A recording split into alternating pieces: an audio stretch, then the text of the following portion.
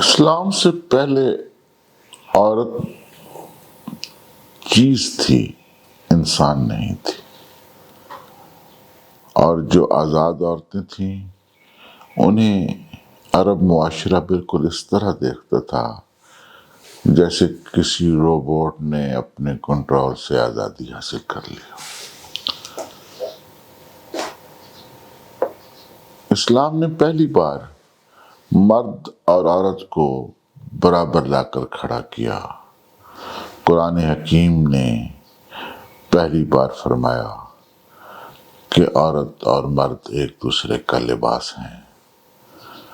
عورت کو جو آزادی ملی اس سے عرب کے معاشرے میں کچھ مسائل بھی جنم لینے لگے، کیونکہ ایک طرف وہاں مجبور، محکوم، کمزور عورتیں تھیں، دوسری طرف آزاد عورتیں تھیں جن میں زیادہ تر فاحشہ اور مردوں کو اپنی گرفت میں رکھنے والی عورتیں تھیں۔ عرب کے معاشرے نے پہلی بار ایک ایسی عورت دیکھی تھی جو نہ محکوم تھی، نہ مجبور تھی، نہ فاحشہ تھی،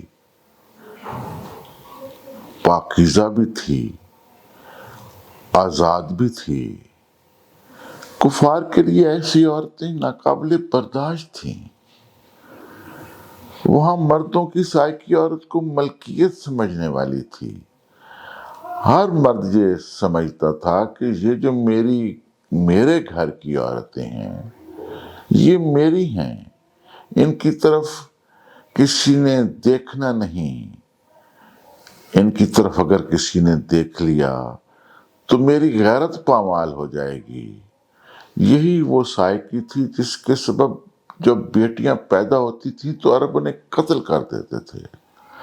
اسلام ایک نیا معاشرہ وجود میں لا رہا تھا۔ اس میں اہم ترین چیز یہ تھی کہ مرد و زن ایک دوسرے سے کیسے میل و جول کر رکھیں، ایک دوسرے سے کیسے ملیں۔ یہ جو معاشرہ تھا اس کے لیے سورہ نور میں آیات اللہ تعالیٰ نے نازل فرمائیں اور میل جول کے آداب سکھائے۔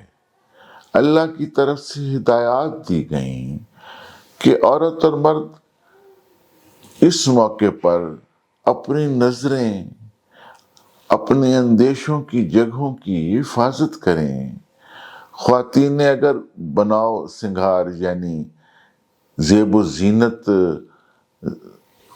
کر رکھا ہے یا اس خوبصورتی اپنی بنا رکھی ہے تو اس کو انہیں چاہیے کہ ڈھانپ لیں۔ البتہ اس زیب و زینت میں جو چیز عموماً ظاہر رہتی ہے یا کھلی رہتی ہے اس کے کھلا رہنے پر کوئی حرج نہیں، یعنی اس بات پر تمام مفسرین متفق ہیں کہ عورت کے چہرے اور ہاتھوں کا کوئی پردہ اسلام میں نہیں ہے۔ اب بات تو آتی ہے کہ اس میں یہ بھی فرمایا گیا ہے ان ہدایات میں کہ اگر کوئی پاؤں میں بجنے والا زیور ہے تو اس سے بھی اتار دیں نہیں، یہ کہیں نہیں کہا گیا۔ یہ بات جو اکثر کہی جاتی ہے، میں اس کی وضاحت کرنا چاہتا ہوں کہ یہ کہا گیا کہ وہ پاؤں زمین پر اتنے زور سے نہ مار کر چلیں کہ لوگوں کی توجہ اس آواز کی طرف ہو، عورتوں کے پاؤں کی طرف تاکہ توجہ جائے، کیونکہ جو پازیبیں عورتیں پہنتی ہیں پاؤں میں ان کا بنیادی مقصد توجہ حاصل کرنا ہی ہوتا ہے۔ یہ وہ آیت ہے جس کو بنیاد بنا کر مفسرین نے پردے کا حکم نکالا ہے، حجاب کا حکم نکالا ہے۔ آئیے پہلے یہ دیکھتے ہیں کہ حجاب کیا ہے۔ یہ لفظ قرآن حکیم میں پہلی بار ازواج مطہرات کے حوالے سے مسلمانوں کو حکم دیتے ہوئے اللہ تعالیٰ نے استعمال کیا ہے۔ اللہ تعالیٰ نے فرمایا ہے کہ حضور صلی اللہ علیہ وسلم کی بیویوں سے کچھ مانگنا ہو تو پردے کے پیچھے سے مانگو، یہ تمہارے اور ان کے دلوں کی پاکیزگی کے لیے زیادہ بہتر طریقہ ہے۔ اس آیت میں مردوں کو حضور صلی اللہ علیہ وسلم کی ازواج کے ساتھ پردے کے پیچھے سے بات کرنے اور پیغمبر اسلام صلی اللہ علیہ وآلہ وسلم کی بیویوں کو نامحرموں کی نظروں کے سامنے نہ آنے کا حکم ہوا ہے۔ اس کام کو طرفین کے لیے بہتر اور مناسب جانا گیا ہے۔ اس آیت کو آیت حجاب بھی کہا گیا۔ اس کا حکم صرف پیغمبر اسلام صلی اللہ علیہ وآلہ وسلم کی بیویوں کے ساتھ خاص ہے، دوسری مسلمان عورتیں اس میں شامل نہیں۔ خلفائے راشدین کے دور تک حجاب صرف ازواج مطہرات تک محدود تھا۔ حضرت صفیہ جو غزوہ خیبر میں بطور قیدی آئی تھیں، ان کے بارے میں مسلمانوں میں کنفیوژن پیدا ہوئی کہ رسول اللہ صلی اللہ علیہ وآلہ وسلم ان کو کس حیثیت میں رکھیں گے۔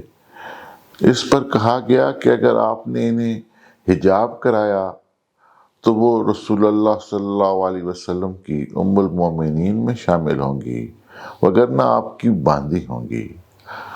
اور جب کوچ کرنے کا وقت آیا تو آپ صلی اللہ علیہ وآلہ وسلم نے اپنی سواری کے پیچھے ان کی جگہ بنائی اور انہیں حجاب کرا دیا۔ جیسے ہی حجاب ہوا تو ان کا شمار حضور صلی اللہ علیہ وسلم کی ازواج میں ہو گیا۔ یہ بخاری شریف میں درج ہے۔ حضرت عبداللہ بن عباس کہتے ہیں کہ حضور صلی اللہ علیہ وآلہ وسلم کا نکاح اسمہ بن نعمان سے ہوا، لیکن رخصتی سے قبل علیحدگی ہو گئی۔ آپ کی وفات کے بعد حضرت اسمہ نے مہاجر بن ابن امیہ سے نکاح کر لیا تو سیدنا عمر نے اس پر انہیں سزا دینی چاہیے کیونکہ امہات المومنین کے لیے کسی اور سے نکاح کرنا ممنوع تھا، مگر حضرت ابو بکر صدیق نے انہیں روکا اور خود اسمہ بن نعمان نے یہ دلیل دی کہ بخدا نہ تو مجھ پر حجاب نافذ کیا گیا اور نہ ہی مجھے ام المومنین میں قرار دیا گیا۔ یہاں یہ جو حجاب نافذ کیا گیا آیا ہے، اس کا واحد مقصد اس نافذ کرنے کا یہی ہے کہ یہ صرف ازواج مطہرات پر نافذ کیا جاتا تھا، عام مسلمان عورتوں پر یہ حجاب نافذ نہیں کیا جاتا تھا۔ مراد یہ تھی کہ چونکہ رخصتی سے قبل ہی علیحدگی ہو گئی، اس لیے مجھ پر امہات المومنین کا مخصوص شرعی حکم لاگو نہیں ہوتا۔ چنانچہ سیدنا عمر نے انہیں سزا دینے کا فیصلہ واپس لے لیا۔ قیلہ بن قیس رضی اللہ تعالی عنہ کا نکاح بھی حضور صلی اللہ علیہ وسلم کے ساتھ آخری دنوں میں ہوا، لیکن رخصتی سے قبل آپ کا انتقال ہو گیا۔ بعد میں انہوں نے ایک اور صحابی سے نکاح کر لیا تو حضرت ابو بکر صدیق نے کہا کہ میرا جی چاہتا ہے کہ میں ان دونوں کو ان کے گھر سمیت جلا دوں، لیکن حضرت عمر فاروق نے فرمایا نہیں، وہ امہات المومنین میں سے نہیں تھیں، ان کی رخصتی نہیں ہوئی تھی، ورنہ ان پر حجاب عائد کر دیا گیا ہوتا۔ یہاں بھی حجاب عائد کرنے کی بات ہوئی ہے، یعنی کہ حجاب عائد ہوتا ہے صرف امہات المومنین کے لیے، اس کا سبب بھی آیت حجاب ہے۔ ایک اور بات بھی ہے کہ اگر کوئی عورت حجاب کرنا چاہتی ہے تو 1000 بار کرے، اس سے کسی کو کوئی اختلاف نہیں ہو سکتا کہ اگر کسی عورت نے حجاب کیا ہے یا اپنے اوپر زبردستی حجاب نافذ کیا ہے تو یہ بالکل عین اسلام ہے، لیکن اسلام اس کی بھی اجازت نہیں دیتا کہ اگر کوئی عورت حجاب نہیں کرنا چاہتی تو معاشرہ اس سے زبردستی اس پر حجاب نافذ نہیں کر سکتا۔ ہاں، 18 سال سے پہلے اسے گھر والوں کے حکم کے مطابق حجاب کرنا ہے ہر لڑکی کو، لیکن 18 سال کے بعد وہ آزاد ہے۔ اگر وہ سمجھتی ہے میں نے حجاب کرنا ہے، بسم اللہ ضرور کرے، اور اگر نہیں سمجھتی کہ میں نے حجاب نہیں کرنا تو اس پر حجاب نافذ نہیں ہو سکتا۔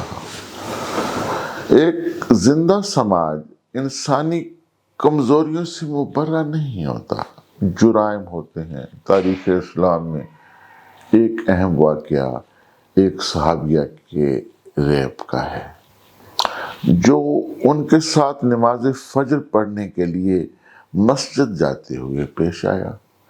اس گھناؤنے حادثے کے باوجود خواتین کے لیے مسجد میں نماز ادا کرنے کے حکم پر پابندی نہیں لگائی گئی، مجرم کو سزا دی گئی، مگر جو خواتین تھیں وہ اسی طرح مسجد میں جا کر نماز پڑھتی رہیں۔ اس وقت ہم لوگ یہ چاہتے ہیں کہ چونکہ معاشرہ بہت برا ہے اور یہاں عورتوں کے ساتھ مسلسل لوگ بری نظروں سے عورتوں کو دیکھتے ہیں اور واقعات غلط ہوتے ہیں، تو اس وجہ سے ہم عورتوں کو ان کے گھروں میں قید کر دیں، انہیں مجبور کریں کہ وہ گھروں سے باہر نہ نکلیں۔ یہ اسلام نہیں ہے۔ اسلام یہ ہے کہ جو لوگ ایسا کرتے ہیں انہیں سزا دی جائے۔ عورت کو سزا دینے کا کیا حق ہے ہمیں؟ عورت کو تو پہلے ہی اس کے ساتھ ظلم ہوا ہے، معاشرے میں اگر کسی نے اس کو بری نظر سے دیکھا ہے یا اس کے ساتھ کوئی غلط حرکت کی ہے تو اس سے تو انصاف ملنا چاہیے، نہ کہ اسے ہم الٹا کہیں کہ نہیں جی آپ نے گھر کے اندر اس چار دیواری سے باہر قدم نہیں اٹھانا۔ عورتوں کو مساجد سے روکنے کے سلسلے میں بنیادی حدیث حضرت عبداللہ بن عمر کی سے روایت ہے۔ وہ کہتے ہیں کہ حضرت عمر کی ایک بیوی صبح اور عشاء کی نماز جماعت کے ساتھ پڑھنے کے لیے مسجد آیا کرتی تھی۔ ان سے پوچھا گیا کہ آپ کو پتہ ہے کہ حضرت عمر اس بات کو پسند نہیں کرتے، وہ غیرت محسوس کرتے ہیں، پھر بھی آپ مسجد کیوں جاتی ہیں؟ اس پر انہوں نے جواب دیا تو پھر مجھے منع کیوں نہیں کر دیتے؟ لوگوں نے کہا کہ رسول اللہ صلی اللہ علیہ وآلہ وسلم کی اس حدیث کی وجہ سے کہ اللہ کی بندیوں کو اللہ کی مسجدوں میں آنے سے مت روکو، یہ بخاری میں موجود ہے۔ امام ابن حجر کہتے ہیں کہ جس وقت حضرت عمر پر نیزے سے حملہ ہوا تھا اس وقت بھی وہ مسجد میں موجود تھی۔ عبداللہ بن عمر کے بیٹے حضرت بلال نے کہا کہ ان کے باپ عبداللہ بن عمر نے ایک دن کہا اللہ کے رسول کا فرمان ہے کہ مساجد میں عورتوں کو جانے سے مت روکا جائے، انہیں اس فضیلت سے محروم نہ کیا جائے۔ اس پر بلال بن عبداللہ نے کہا کہ میں تو اپنے گھر والوں کو روکوں گا، جو چاہے اپنے گھر والیوں کو جانے دے۔ یہ سن کر حضرت عبداللہ بن عمر ان کی طرف متوجہ ہوئے اور کہا کہ تم پر اللہ کی لعنت ہو، تم پر اللہ کی لعنت ہو۔ 2 مرتبہ یہ کہہ کر، بلکہ 3 مرتبہ کہا کہ تم پر اللہ کی لعنت ہو، اور پھر کہا کہ میں تمہیں بتا رہا ہوں کہ اللہ کے رسول کا حکم ہے کہ عورتوں کو مسجدوں میں جانے سے نہ روکا جائے، اس کے باوجود تم ایسی بات کر رہے ہو۔ اور اس کے بعد رونے لگے اور غصے میں کھڑے ہو گئے۔